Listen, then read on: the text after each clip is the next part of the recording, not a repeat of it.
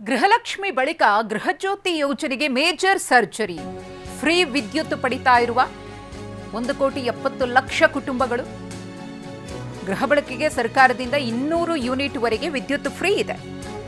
ಪ್ರತಿ ತಿಂಗಳು ಗೃಹಜ್ಯೋತಿ ಯೋಜನೆಗೆ ವೆಚ್ಚವಾಗ್ತಾ ಇರುವುದು 440 ಕೋಟಿ. ಇಲ್ಲಿ ಗೃಹ ಬಳಕೆಯ ಹೆಸರಲ್ಲಿ ವಾಣಿಜ್ಯ ಬಳಕೆಗೂ ಕೂಡ ಫ್ರೀ ವಿದ್ಯುತ್ ಅನ್ನ ಬಳಸಿಕೊಳ್ತಿದ್ದಾರೆ ಅನ್ನೋದು ಗೊತ್ತಾಗಿದೆ. ವಾಣಿಜ್ಯ ಮಳಿಗೆಗಳಿಗೆ ಫ್ರೀ ವಿದ್ಯುತ್ ಪಡೆದವರಿಗೆ ಇದೀಗ ಶಾಕ್. ಅನ್ಯ ರಾಜ್ಯದವರಿಗೂ ಕೂಡ ಗೃಹಜ್ಯೋತಿ ಯೋಜನೆ ಸ್ಥಗಿತಕ್ಕೆ ಚಿಂತನೆಯನ್ನ ಮಾಡಲಾಗಿದೆ. ಹಾಗಾಗಿ ಒಂದಷ್ಟು ದಾಖಲೆಗಳು ಕಡ್ಡಾಯ, ಪುನರ್ ಪರಿಶೀಲನೆಯೂ ಕೂಡ ಕಡ್ಡಾಯ. ಆಧಾರ್, ಕೆವೈಸಿ, ಫೋನ್ ನಂಬರ್ನಿಂದ ಪುನರ್ ಪರಿಶೀಲನೆ ಮಾಡಲಾಗುತ್ತೆ. ಸೇವಾ ಸಿಂಧು ಪೋರ್ಟಲ್ನಲ್ಲಿ ವೆರಿಫಿಕೇಷನ್ಗೆ ಅವಕಾಶ ಇರುತ್ತೆ. 2 ದಿನಗಳಲ್ಲಿ ಸರ್ಕಾರದಿಂದ ಈ ಬಗ್ಗೆ ಅಧಿಕೃತ ಆದೇಶ ಹೊರಬೀಳುವ ಸಾಧ್ಯತೆ ಇದೆ. ಪರಿಷ್ಕರಣೆಯ ಬಗ್ಗೆ ಇಲಾಖೆಗೆ ನಿಖರ ಮಾನದಂಡ ನೀಡುವ ಸಾಧ್ಯತೆ ಇದೆ. ಬೆಸ್ಕಾಂ ಅಧಿಕೃತ ಮೂಲಗಳಿಂದ TV9ಗೆ ಲಭ್ಯವಾಗಿರುವಂತಹ ಮಾಹಿತಿ ಇದು.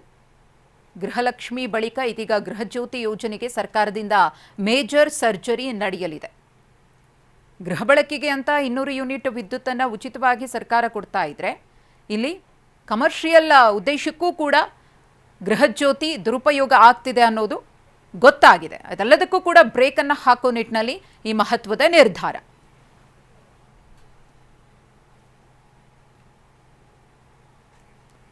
ಈ ಕುರಿತು ಮತ್ತಷ್ಟು ಮಾಹಿತಿಯನ್ನ ಕೊಡೋದಕ್ಕೆ ನಮ್ಮ ಪ್ರತಿನಿಧಿ ಲಕ್ಷ್ಮೀ ನರಸಿಂಹ ಇದೀಗ ನೇರ ಸಂಪರ್ಕದಲ್ಲಿದ್ದಾರೆ.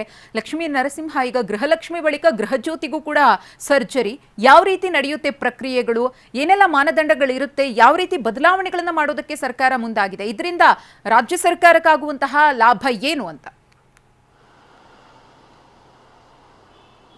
ಶ್ರೀ ರಾಜ್ಯ ಸರ್ಕಾರದ ಮಹತ್ವದ ಮತ್ತು ಜನಪ್ರಿಯ ಯೋಜನೆಗಳಲ್ಲಿ ಒಂದಾದಂಥ ಈ ಒಂದು ಗ್ಯಾರಂಟಿ, ಪಂಚ ಗ್ಯಾರಂಟಿಗಳಲ್ಲಿ ಗೃಹಲಕ್ಷ್ಮಿ ಮತ್ತು ಗೃಹಜ್ಯೋತಿ ಪ್ರಮುಖವಾದುದು. ಈಗಾಗಲೇ ಗೃಹಲಕ್ಷ್ಮಿಯಲ್ಲಿ 3,89,000 ಅನರ್ಹ ಗೃಹಲಕ್ಷ್ಮಿಯರನ್ನು ಕೈ ಬಿಡಲಾಗಿದೆ. ಇದಾದ ಬೆನ್ನಲ್ಲೇ ಗೃಹಜ್ಯೋತಿಯಲ್ಲೂ ಕೂಡ ಮಹತ್ವದ ಬದಲಾವಣೆ ಮತ್ತು ಪರಿಷ್ಕರಣೆ ಮಾಡೋದಕ್ಕೆ ಇಂಧನ ಇಲಾಖೆ ಮತ್ತು ಸರ್ಕಾರ ಮುಂದಾಗಿದೆ. ಪ್ರಮುಖವಾಗಿ ಏನು ಪ್ರತಿ ಕುಟುಂಬಕ್ಕೆ 200 ಯೂನಿಟ್ಗಳವರೆಗೆ ಉಚಿತ ವಿದ್ಯುತ್ ಕೊಡಬೇಕಂತ ಒಂದು ಉದ್ದೇಶದೊಂದಿಗೆ ಈ ಒಂದು ಯೋಜನೆಯನ್ನು ಆರಂಭಿಸಲಾಗಿತ್ತು. ಬಟ್ ಆದರೆ ಈ ಒಂದು ಯೋಜನೆಯನ್ನು ದುರ್ಬಳಕೆ ಮಾಡೋ ಮೇಲೆ ಒಂದಷ್ಟು ಜನ ಇದ್ದಾರೆ. ಇವರನ್ನು ಕೈ ಬಿಡಬೇಕು ಮತ್ತು ಇವರನ್ನು ಡಿಲೇಟ್ ಮಾಡಬೇಕು ಒಂದು ಲಿಸ್ಟಿಂದ ಅಂತಕ್ಕಂಥ ಒಂದು ಸಿದ್ಧತೆಗಳು ಆರಂಭವಾಗಿದೆ. ಪ್ರಮುಖವಾಗಿ ಈ ಒಂದು ಯೋಜನೆಗೆ ಸರ್ಕಾರ ಪ್ರತಿ ತಿಂಗಳು 400ರಿಂದ 440 ಕೋಟಿ ರೂಪಾಯಿಗಳ ವೆಚ್ಚ ಮಾಡುತ್ತೆ. ಸೊ ಬೆಸ್ಕಾಂ ವ್ಯಾಪ್ತಿಯಲ್ಲೇ 67 ಲಕ್ಷ ಗೃಹಜ್ಯೋತಿ ಅಡಿಯಲ್ಲಿ ಕುಟುಂಬಗಳು ಸಂಪರ್ಕವನ್ನು ಪಡೆದಿದ್ದಾರೆ. ಸೊ ಹೀಗಾಗಿ ಈ ಒಂದು ಯೋಜನೆಯನ್ನು ಪರಿಷ್ಕರಣೆ ಮಾಡಬೇಕು ಮತ್ತು ಆದಷ್ಟು ಇದನ್ನು ಉಳಿತಾಯ ಮಾಡಬೇಕು. ಏನು ಬೊಕ್ಕಸಕ್ಕೆ ಒಂದಷ್ಟು ಕೊರತೆ ಉಂಟಾಗಿದೆ, ಅದೇ ಸೋರಿಕೆಯನ್ನು ತಡೆಗಟ್ಟಬೇಕು ನಿಟ್ಟಿನಲ್ಲಿ ಈ ಒಂದು ಚಿಂತನೆಯನ್ನು ಮಾಡಲಾಗಿದೆ. ಪ್ರಮುಖವಾಗಿ ಏನು ಗೃಹ ಬಳಕೆಗೆ ಅಂತ ಹೇಳಿ ಈ ಒಂದು ಯೋಜನೆಯನ್ನು ಜಾರಿ ಮಾಡತಕ್ಕಂಥದ್ದು. ಹೀಗಾಗಿ ಈ ಯೋಜನೆಯನ್ನು ಯಾವುದೇ ಕಾರಣಕ್ಕೂ ಅಂಗಡಿ ಮುಗ್ಗಟ್ಟುಗಳು ಅಥವಾ ವಾಣಿಜ್ಯ ಬಳಕೆಗೆ, ಕಮರ್ಷಿಯಲ್ಗೆ ಬಳಸಕೂಡದು ಅಂತಕ್ಕಂಥ ನಿಯಮ ಇದೆ. ಬಟ್ ಆದರೂ ಕೂಡ ಒಂದಷ್ಟು ಮಂದಿ ಈ ಒಂದು ಯೋಜನೆಯನ್ನು ಅಂಗಡಿ ಮುಗ್ಗಟ್ಟುಗಳಿಗೆ ಮತ್ತು ಕಮರ್ಷಿಯಲ್ಗೆ ಬಳಕೆ ಮಾಡ್ತಾ ಇದ್ದಾರೆ. ಇದರಿಂದಾಗಿ ಈ ಯೋಜನೆಯ ದುರ್ಬಳಕೆ ಆಗ್ತದೆ.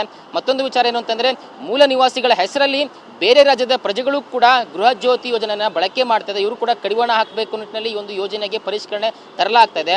ಈ ಮೂಲಕ ಈ ಒಂದು ಯೋಜನೆಯಲ್ಲಿ ಏನೇನೆಲ್ಲ ತಾಂತ್ರಿಕ ಲೋಪಗಳಾಗ್ತಾ ಇದೆ ಅದಕ್ಕೆಲ್ಲ ಬ್ರೇಕ್ ಹಾಕಬೇಕು ಅಂತ ನಿಟ್ಟಿನಲ್ಲಿ ಈಗಾಗಲೇ ಸಿದ್ಧತೆಗಳು ಆರಂಭವಾಗಿದೆ.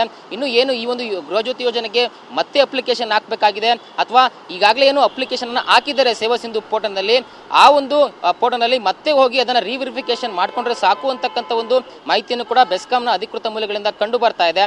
ಒಟ್ಟಾರೆಯಾಗಿ ಗೃಹ ಜ್ಯೋತಿ ಉಳಿತಾಯ ಮಾಡಿದ್ರೆ ಆದಷ್ಟು 40 ಕೋಟಿಯಷ್ಟು ಸರ್ಕಾರದ ಬೊಕ್ಕಸಕ್ಕೆ ಉಳಿತಾಯ ಆಗುತ್ತೆ. ಇದರಿಂದ ಸರ್ಕಾರಕ್ಕೂ ಒಂದಷ್ಟು ರಿಲೀಫ್ ಸಿಗುತ್ತೆ. ಮತ್ತೆ ಏನು ಯೋಜನೆಯನ್ನ ದುರ್ಬಳಕೆ ಮಾಡ್ತಾ ಇದ್ದಾರೆ ಅದನ್ನ ತಡೆಗಟ್ಟುವ ನಿಟ್ಟಿನಲ್ಲಿ ತುಂಬಾನೇ ಪ್ರಮುಖವಾಗಿದೆ. ಗೃಹಲಕ್ಷ್ಮಿ ಬಳಿಕ ಗೃಹ ಜ್ಯೋತಿಯಲ್ಲೂ ಕೂಡ ಭಾರಿ ಬದಲಾವಣೆಗಳನ್ನ ಮಾಡೋದಕ್ಕೆ ಸರ್ಕಾರ ಈಗಾಗಲೇ ಘೋಷಣೆ ಮಾಡಿದೆ. ಈಗಾಗಲೇ ಏನು 2 ದಿನಗಳಲ್ಲಿ ಪರಿಷ್ಕೃತವಾದ ಸುತ್ತೋಲೆ ಕೂಡ ಹೊರಡಿಸುವಂತ ಸಾಧ್ಯತೆ ಇದೆ. ಹೀಗಾಗಿ ಬೆಸ್ಕಾಂ ಕೂಡ ಮಾಹಿತಿಗಳನ್ನ ಕಲೆ ಹಾಕ್ತಾ ಇದೆ. ಈ ಯೋಜನೆಯನ್ನು ಮತ್ತಷ್ಟು ಯಾವ ರೀತಿ ಪರಿಣಾಮಕಾರಿಯಾಗಿ ಜಾರಿ ಮಾಡೋದು, ಮತ್ತೆ ಯಾರ್ಯಾರು ದುರ್ಬಳಕೆ ಮಾಡ್ತಾ ಇದ್ದಾರೆ, ಗೃಹ ಬಳಕೆ ಬದಲು ವಾಣಿಜ್ಯ ಬಳಕೆ ಮಾಡ್ತಾ ಇದ್ದಾರೆ, ಮತ್ತೆ ಮೂಲ ನಿವಾಸಿಗಳ ಬದಲಾಗಿ ಹೊರ ರಾಜ್ಯದವರು ಏನು ವಿದ್ಯುತ್ತನ್ನು ಬಳಕೆ ಮಾಡ್ತಾ ಇದ್ದಾರೆ ಅವರೆಲ್ಲರೂ ಕೂಡ ಕಡಿವಾಣ ಆಗ್ತಕ್ಕಂಥ ಕೆಲಸ, ಅವರೆಲ್ಲರನ್ನೂ ಕೂಡ ಗೃಹಜ್ಯೋತಿಯಿಂದ ಕೈ ಬಿಡ್ತಕ್ಕಂಥ ಕೆಲಸ ಶೀಘ್ರದಲ್ಲೇ ಆಗುತ್ತೆ. ಮಧುಶ್ರೀ, ಧನ್ಯವಾದ ಲಕ್ಷ್ಮೀ ನರಸಿಂಹ ತಮ್ಮೆಲ್ಲ ಮಾಹಿತಿಗಾಗಿ.